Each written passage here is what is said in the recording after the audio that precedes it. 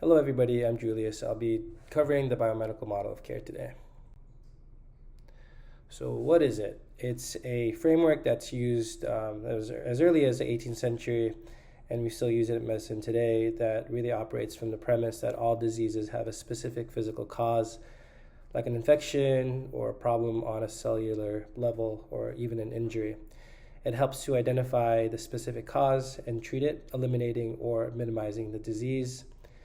As you can see on the right side, there's a model there where the disease is at the center, and you have the intervention, diagnosis, and identify the etiology or the source. It sees diseases purely as physical in nature and does not allow for any psychological or social factors or causes.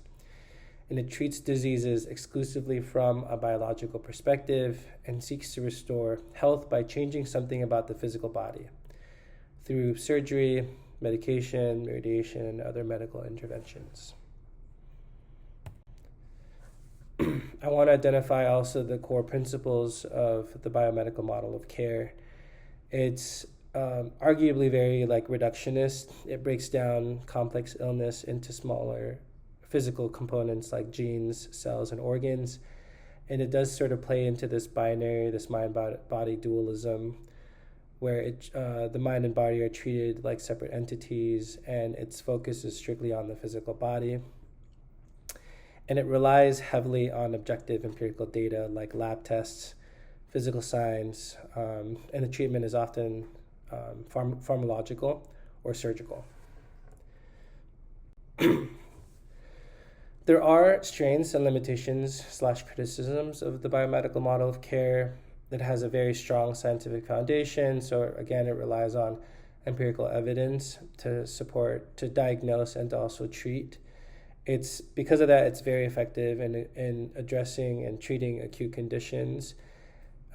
It's contributed to technological advancement in medicine, and in a lot of ways has increased life expectancy and improved life quality in some ways. However, there are a lot of limitations and criticisms to the biomedical model. It neglects psychosocial factors, which we know contribute greatly to one's health and well-being. It focuses on disease over the illness. So it focuses on just the physical disease rather than someone's well-being.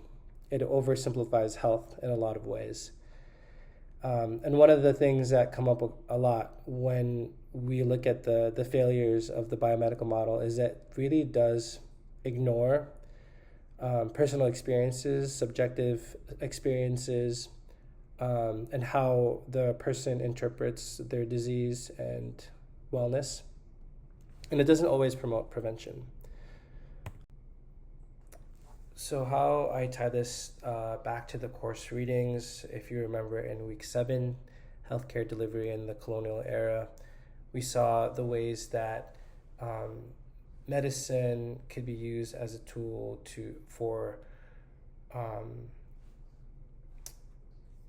colonial expansion and to sort of civilize the local population.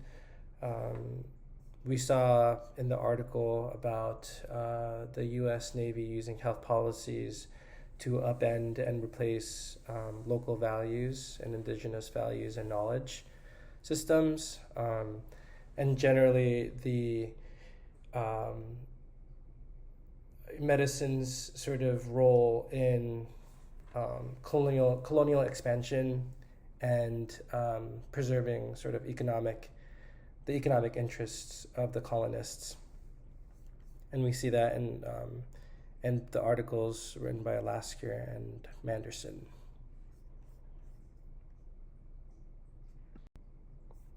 This is a quote from George Engel: "The dominant model of disease today is biomedical, and it leaves no room within its framework for the social, psychological, and behavioral dimensions of health."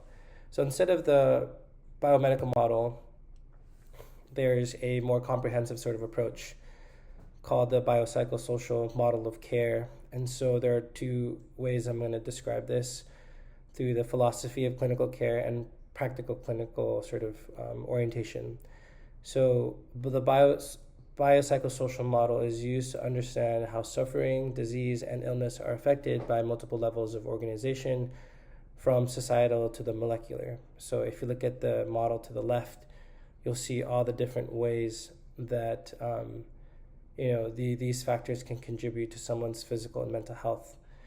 And from a clinical sort of practical standpoint, it's a way of understanding the patient's subjective experience as an essential contributor to accurate diagnosis, health outcomes.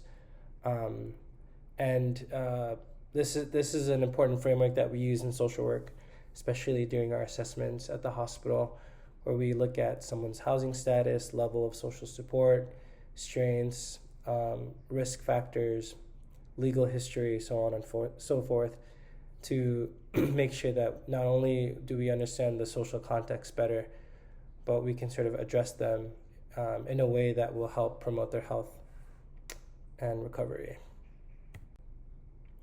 And these are my references. Mahalo.